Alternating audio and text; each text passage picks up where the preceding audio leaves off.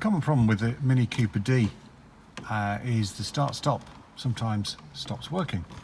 And this is what you get on the dash. So you put the key in, turn the ignition on, goes through its checks, and you get this.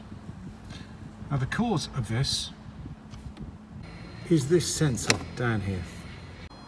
And this is what it looks like. It's just a vacuum sensor. It sits on the brake servo down here.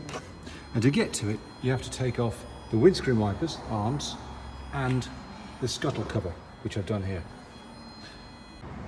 So I'm just going to remove the old one. Try to at least. Yeah, comes off quite easily. Just popped it out there. And I'm just going to release this catch. So I had to put the camera down to release this, and don't be fooled, it was really quite tricky. I had to get a pair of pliers on it, but you have to be careful you don't damage this part here. So this is the old one. So I'm just going to replace this with the new one. Okay, I've connected it, and now I'm just popping this back into the hole.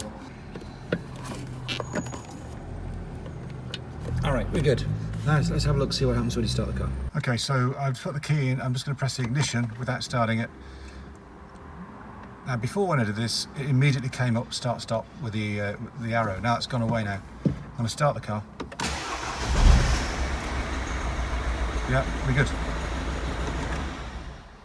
So there you go, that's fixed the issue. Quite a simple fix, actually, and something that will cost you a fortune in a BMW garage. Thanks for watching.